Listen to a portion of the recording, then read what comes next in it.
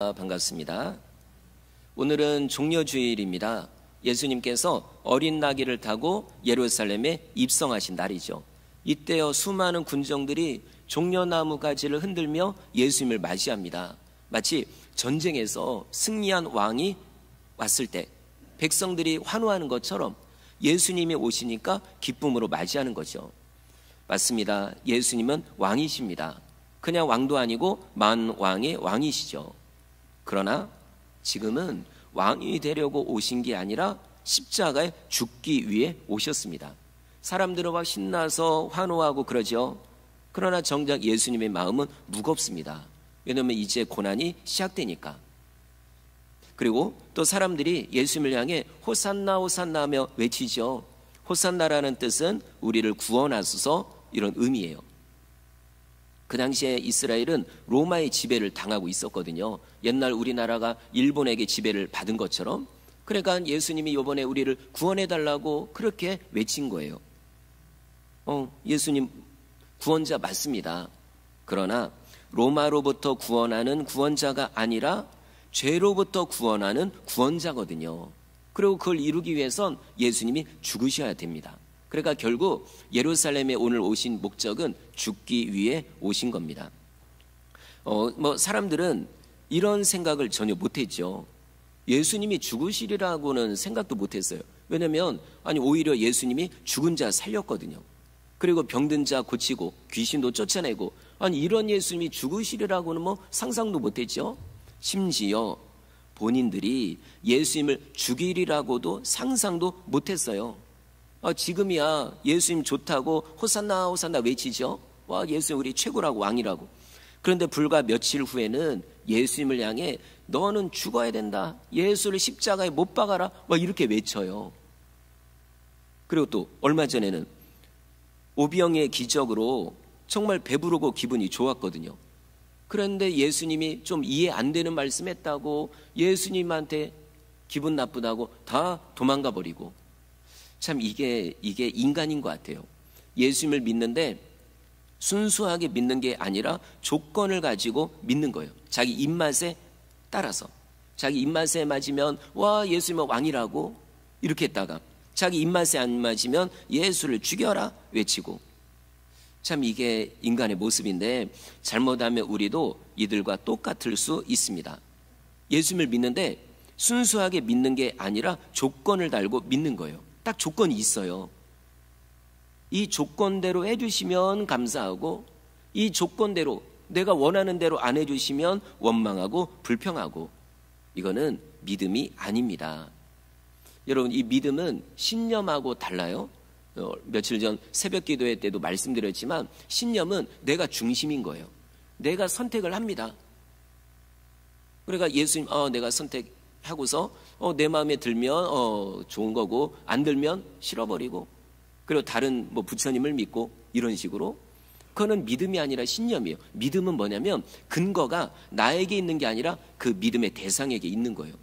내가 예수님을 진짜 믿으면 내가 환경이 이렇던 저렇던 기분이 좋든 나쁘든 흔들리지 않아요. 왜냐하면 믿음이 확실하니까. 만약에 내 믿음이 왔다 갔다 한다고 하면은 이거 한번 점검해야 됩니다. 이게 진짜인지 가짜인지. 보통 믿음을 금과 같은 믿음이라고 해요. 이 금이라는 게 변하지 않거든요. 만약에 금이 쉽게 변질되고 녹이 슬고 그러면 금으로서 값어치가 없습니다. 그건 일반 굴러다니는 돌멩이하고 똑같아요. 그러나 금은 몇백 년, 몇천 년 지나도 변하지 않습니다. 그러니까 우리가 금을요 귀하게 여기는 거예요. 나라가 어려워지고 경제가 어려워지면 금을 사들이잖아요. 왜냐하면 이 값어치는 변하지 않으니까. 이게 금. 그렇다면 믿음도 마찬가지입니다. 믿음은 흔들리지 않는 게 진짜 믿음입니다. 침대 선전처럼 옆에 뭐가 툭 떨어져도 전혀 요동치 않는 것처럼 우리 믿음도 하나님에 대한, 예수님에 대한 믿음이 확실하면요 이렇든 저렇든 흔들리지 않습니다. 이게 진짜 믿음입니다. 자, 오늘은 종려주일인데 동시에 고난주간의 시작이에요. 예수님의 고난이 본격적으로 시작되는 거죠. 그래서 이 기간에는 예수님의 고난이 어떤 고난인가, 그냥 십자가에 죽으셨구나, 불쌍하다. 이렇게 하는 게 아니에요. 이 기간은요. 예수님이 고난을 받으신 것처럼 그럼 나는 어떻게 고난에 동참할까? 여기까지 연결돼야 이게 의미가 있는 거예요. 예수님 정말 나를 위해 죽으셨구나. 그럼 나는 어떻게 살아갈까? 나는 어떻게 하는 것이 하나님이 원하는 걸까? 이렇게 생각하고 결단하는 시간입니다. 그래서 오늘은 이와 관련된 성경 구절을 함께 나누고자 합니다. 오늘 본문 골로새서 1장 24절 한 번 더 읽겠습니다. 시작. 받는 괴로움을 기뻐하고 그리스도의 남은 고난을 그의 몸된 교회를 위하여 내 육체에 채우노라. 아멘. 바울은 골로새에 있는 성도들을 진심으로 사랑했습니다. 진짜 마음을 다해 사랑했어요. 그래서 늘 생각하는 게 내가 성도들을 위해 어떻게 할까? 어떻게 하면 도움을 줄까? 어떻게 섬길까? 이 생각만 맨날 하는 거예요. 그 이유는 그들을 위해 하는 것이 곧 예수님을 위해 하는 거하고 똑같으니까요. 바울은 예수님께 받은 은혜가 너무 많아요. 왜냐하면 다른 사람도 받은 은혜가 많다고 하지만 바울 입장에서는 더욱 많은 거예요. 왜냐하면 예수님을 핍박했던 사람입니다. 기독교인들을요 쫓아가서 붙잡아다가 죽였던 사람이에요. 스데반 집사님도 이 바울이 죽인 거하고 똑같거든요.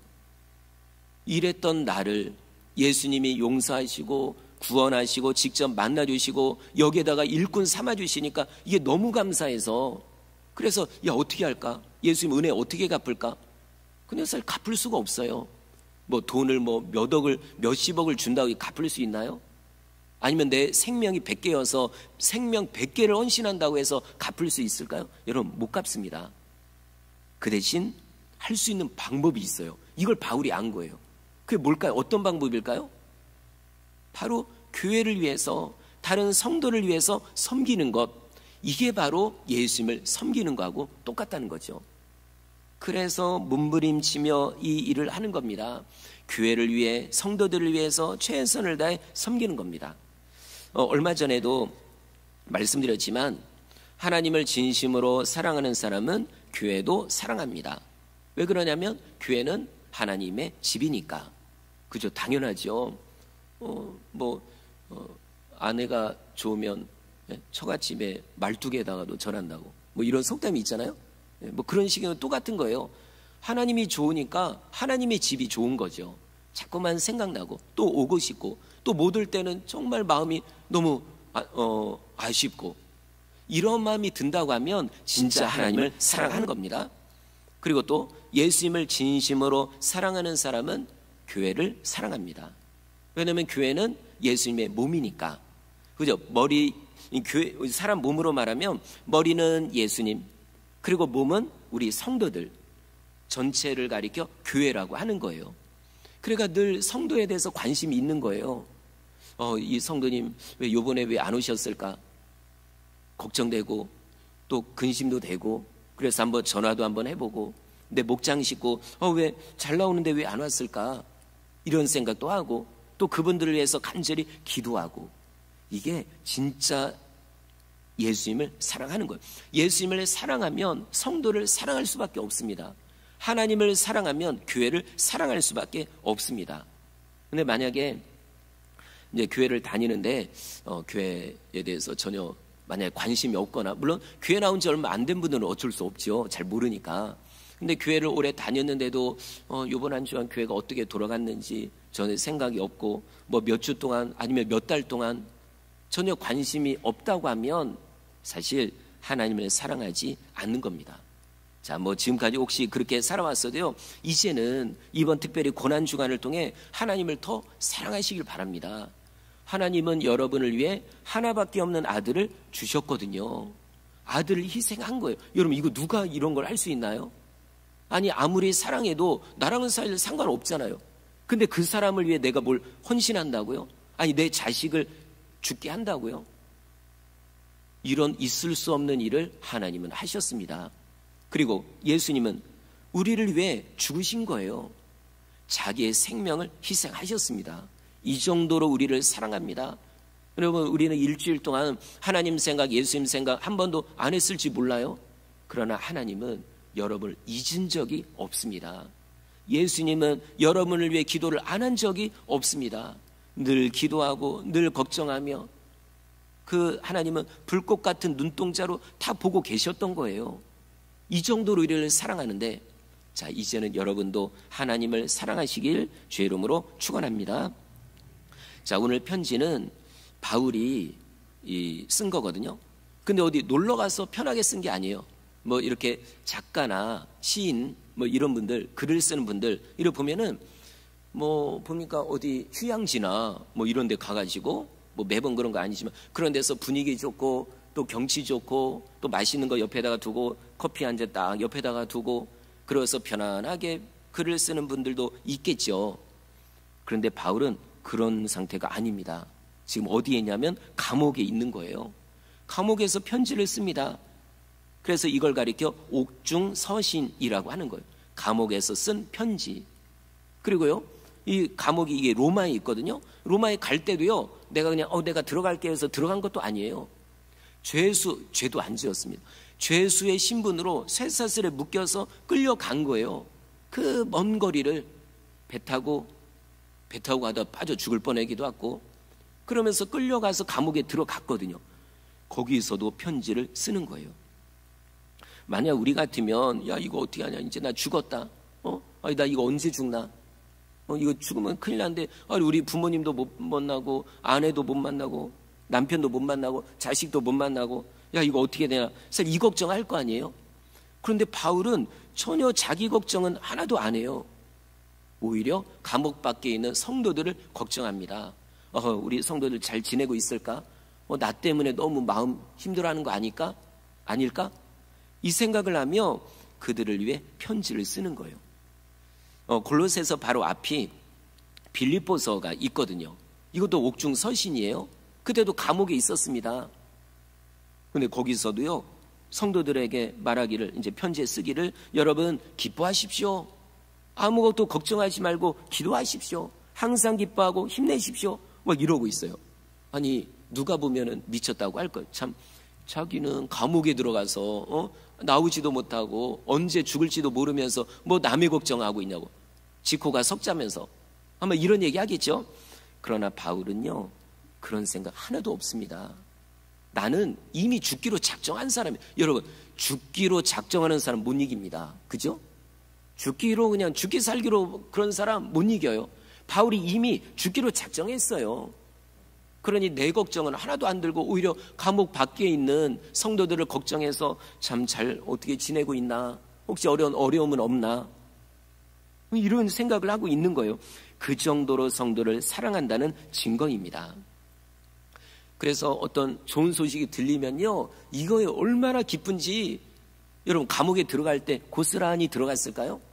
빌립보 감옥에 들어갈 땐 두들겨 맞았습니다. 피가 터지고 뼈가 부러지고, 지금처럼 아프다 그러면 병원에서 치료해 주나요? 이것도 아니에요. 끙끙거리는 소리가 그냥 입에서 나왔을 거예요. 그런데도 성도들이 뭔가 좋은 소리 들려지면 그게 기뻐서 하나님을 찬양하고 기도하는 거예요. 여러분, 이게 진짜 믿음의 사람입니다. 나 힘들다고 원망하고 이게 아니라 오히려 내 생각은 하나도 안 하고 다른 성도를 위해서 걱정해주고 염려해주고 이런 거죠. 우리 교회도 그런 분들이 많이 계십니다. 자기의 헌신과 수고로 다른 성도가 잘 되는 걸 보면 그렇게 기뻐하는 거예요. 예를 들어 교회를 열심히 청소합니다. 그래서 성도님들이 정말 깨끗한 공간에서 예배드릴 수 있도록, 또 그런 모습을 보면 마음이 기쁜 거죠. 저도 오늘 아침에 일찍 와서 딱 교회 올 때부터요, 마음이 너무 기뻐요.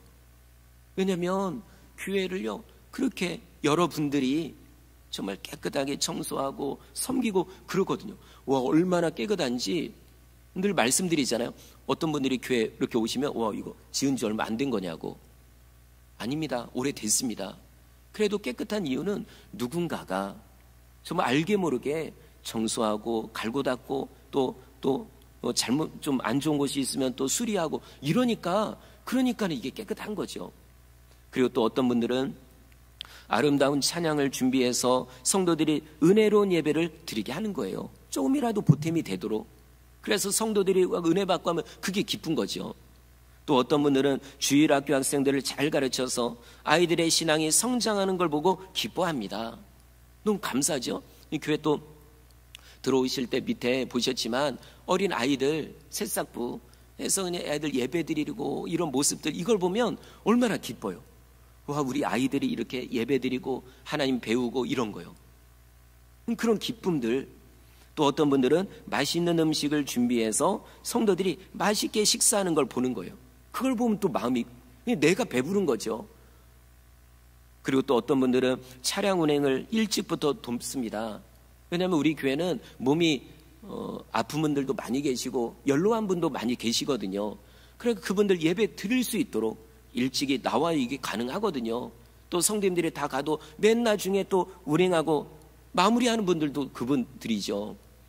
그래도 나의 헌신으로 한 분이라도 더 예배 드릴 수 있으면 이게 너무 감사해서 그런 분들도 있고, 뭐 이 외에도 많이 있습니다.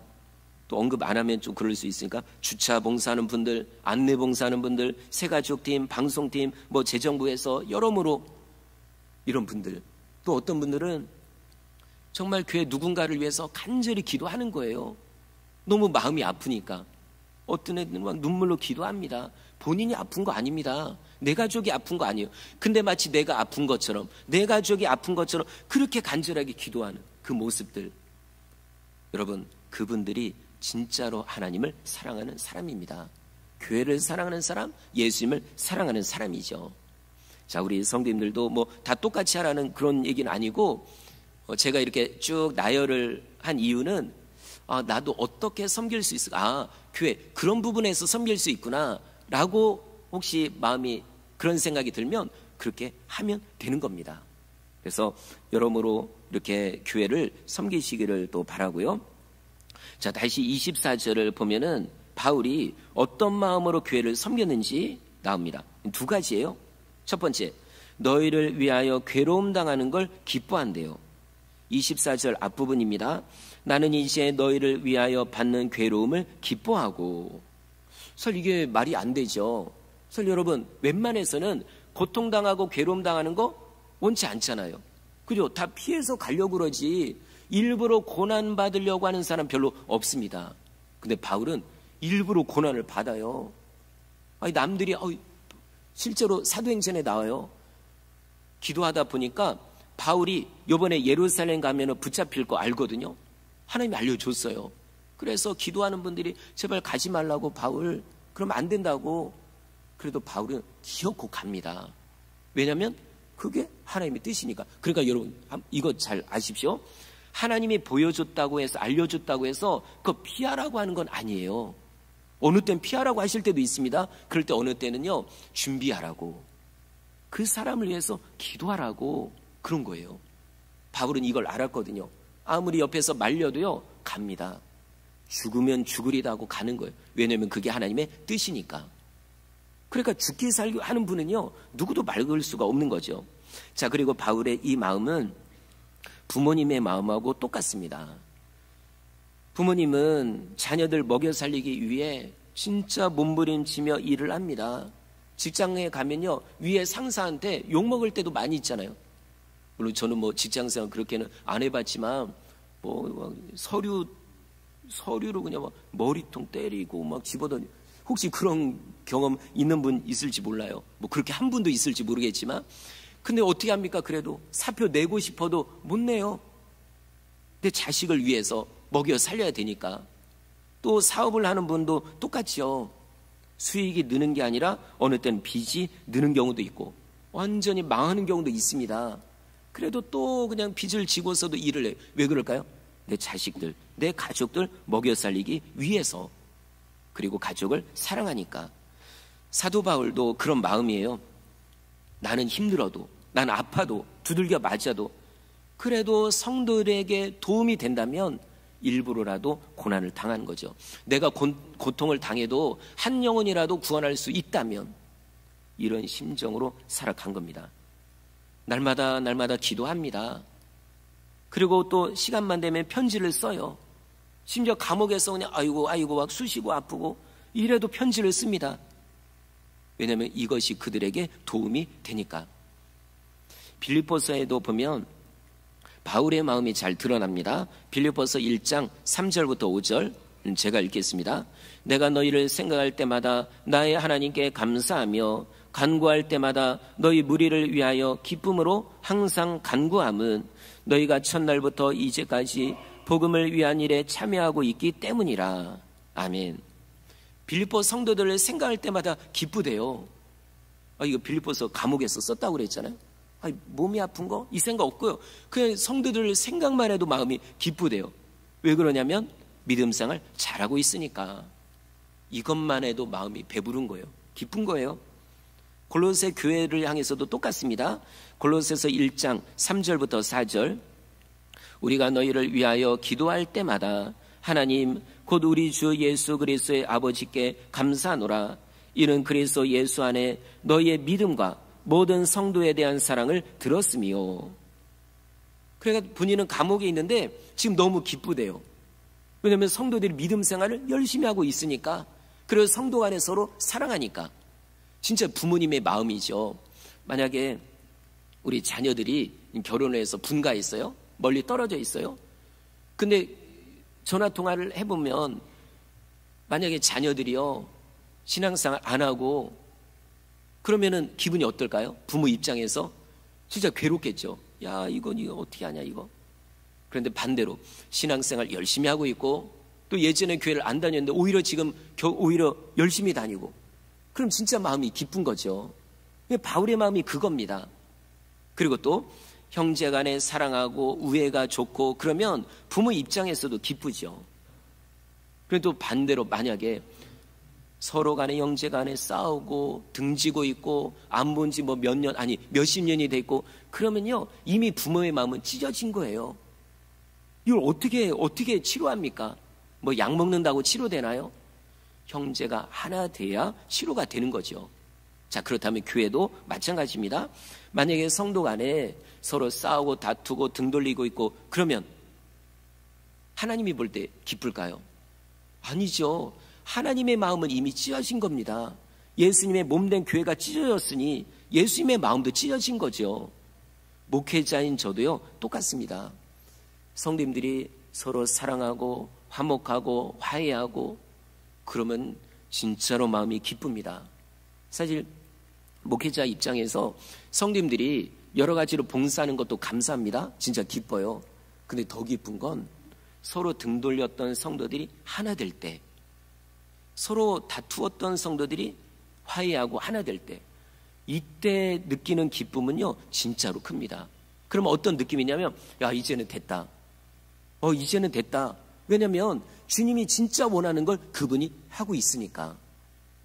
성도 여러분, 이 고난주간 어떤 뭐 사순절 예수님의 고난을 생각하는 거 이거요 생각만 한다고 해서 의미 별로 없습니다. 설령 그런 거 잘 몰라도요 지금까지 혹시 등 돌리고 있던 사람 있잖아요. 여러분이 먼저 손 내미십시오. 여러분이 먼저 화해하십시오. 얼굴도 한번 싹 돌렸던 그런 분들이 있으면 얼굴 보고 한번 웃어주십시오. 그러면 된 거예요. 이게 여러분 어려운 것 같지만 하면 되는 거거든요. 진짜 이거는 사실 내가 죽어야 하는 거죠. 사실 나를 죽이는 겁니다. 이제 오늘 뒤에 나오는 내용이 다 그거예요. 나를 죽여야 상대방이 살아나고 내가 죽어야 내가 다시 살아납니다. 근데 내가 안 죽으니 이게 뭐 고난주간이 의미가 있나요? 예수님 나를 위해 죽으셨군요. 참 불쌍합니다. 그러고 나는 안 죽고. 그건 아닙니다. 예수님이 죽으신 것처럼 나도 죽어야 이게 진짜 예수님을 믿는 사람이죠. 한번 이번 한 주간 한번 생각해 보시고 내가 화해할 사람이 누군가. 교회 성도 중에도 있을 수 있고 가족 중에 있을 수도 있고 아니면 뭐 오랜 친구일 수 있습니다. 여러분이 먼저 그냥 미쳐다 생각하고 해보는 거예요. 마음으로 하나님 용서해 주십시오. 내가 저 사람 아직도 미워하고 있습니다. 용서해 주십시오. 이거 100번 1000번 기도해봐야 소용없습니다.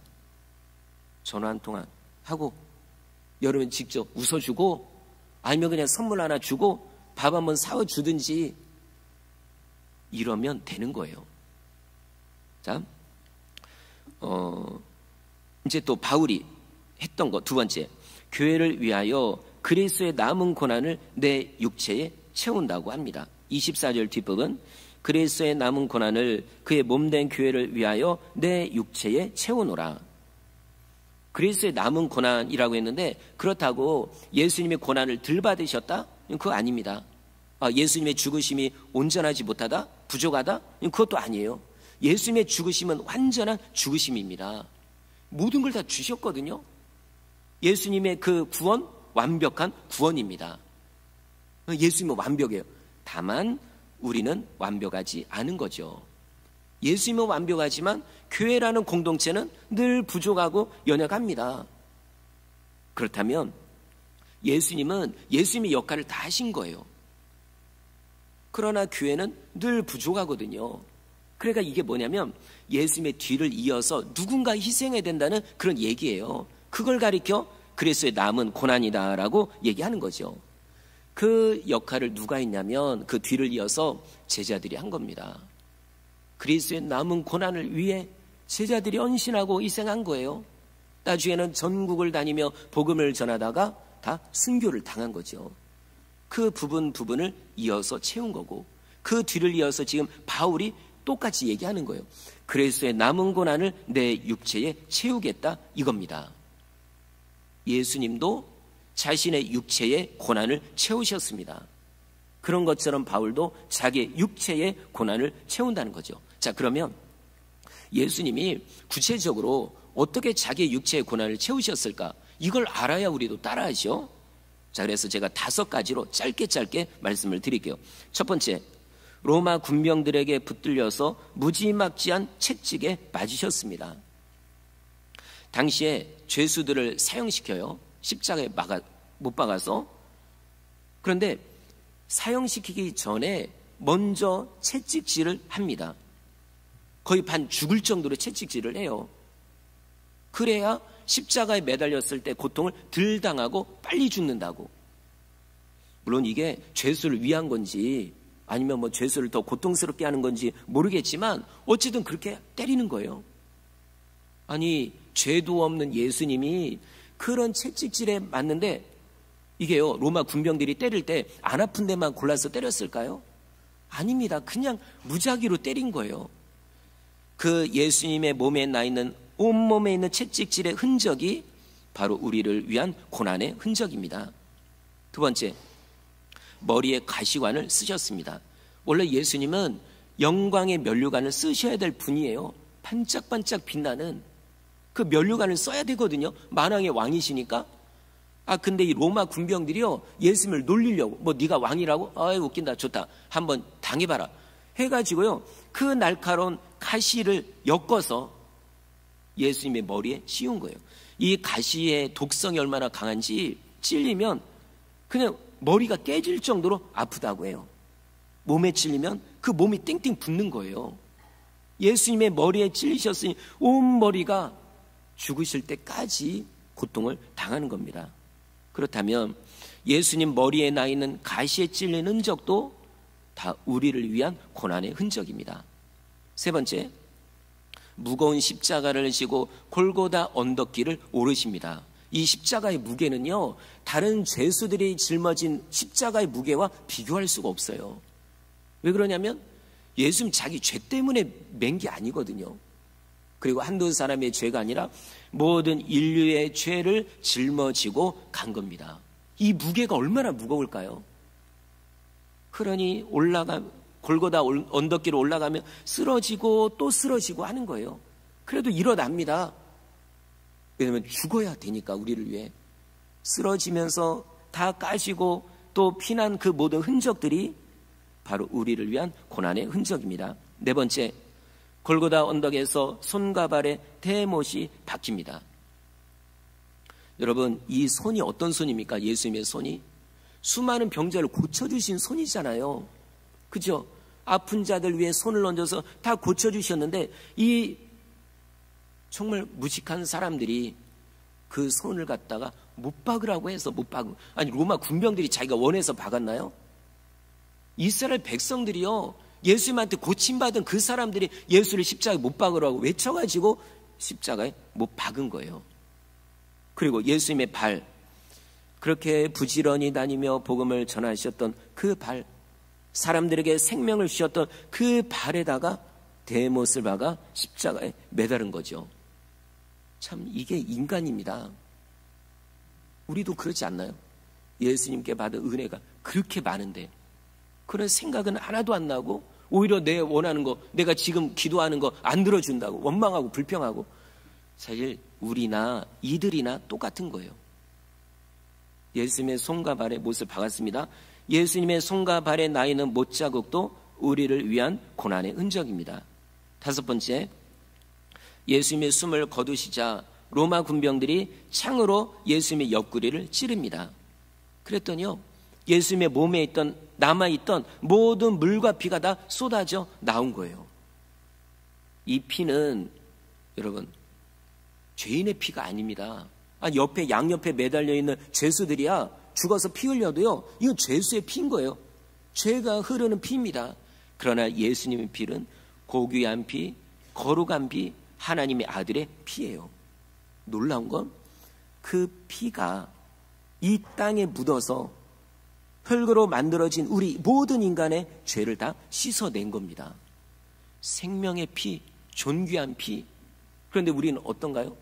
나 조금 아파도, 마음만 아파도 막 난리가 나고, 만약에 상대방 때문에 내가 손해를 당했다? 난리가 나고, 억울하니까. 사실 난 잘못한 것도 없는데 저 사람 때문에 억울하니까. 만약에 예수님도 억울했으면 못 죽으십니다. 십자가 매달려 계시다가 그냥 못을 다 뽑아버리고 내려오셨을 거예요. 그러나 예수님은 자기의 남겨진 모든 물과 피를 다 쏟으셨습니다.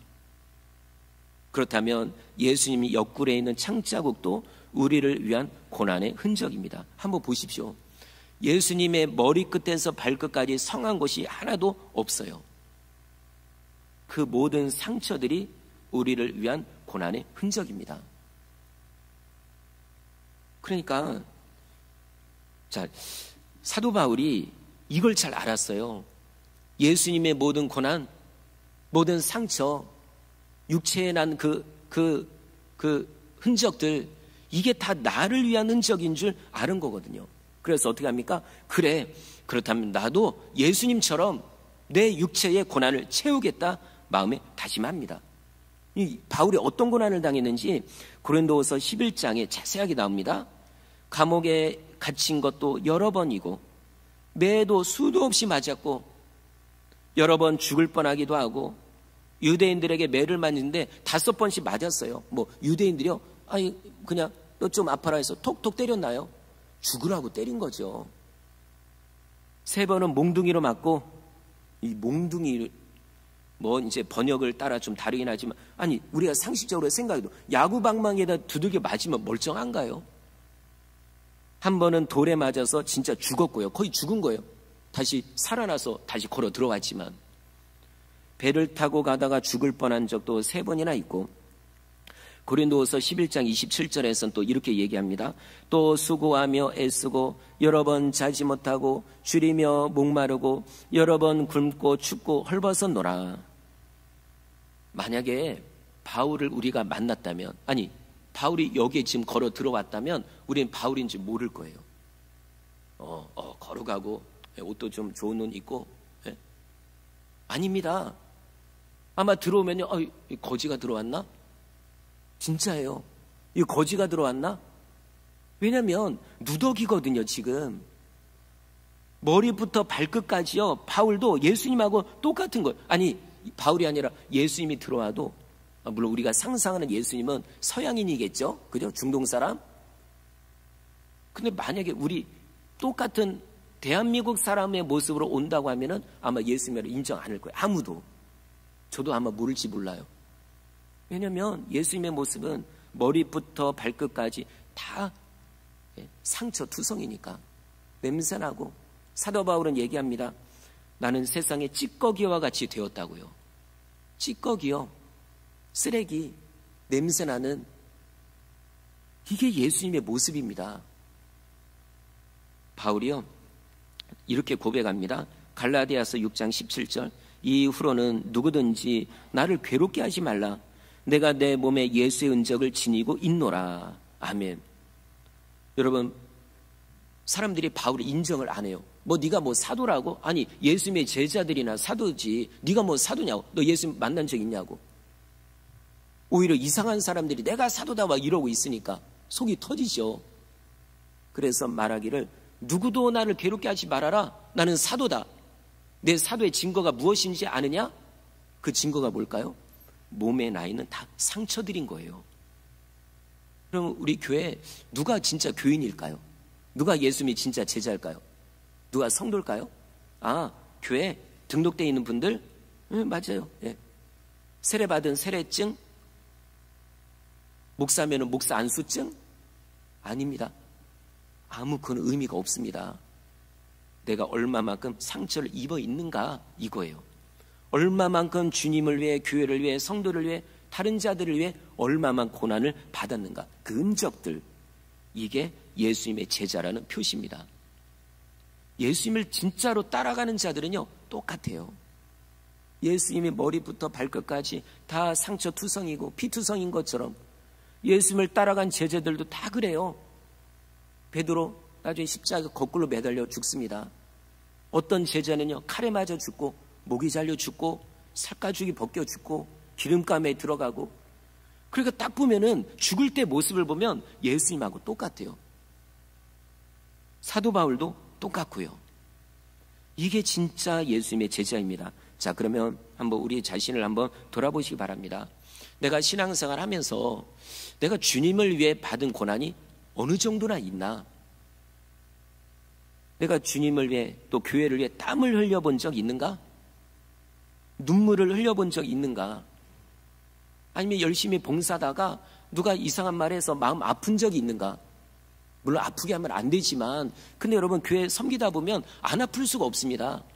뭐 교회뿐만 아니라 신앙생활 밖에서 하다 보면은요 욕 안 먹을 수가 없습니다. 무릇 경건하게 살고자 하는 자는 핍박을 받으리라. 그렇거든. 이게 맞거든요. 근데 내가 교회 다닌다고 고통받은 적도 없고 마음 상처 받은 적도 없고 그런다고 하면 내가 지금 잘못된 길로 가고 있는 거예요. 지난번 말씀처럼 좁은 길로 가는 게 아니라 넓은 길로 가고 있는 거예요. 그러니까 고난이 없죠. 부딪힐 일이 없죠. 편안하게 아주 좋은 차 타고 가는 것처럼 아무 문제 없죠.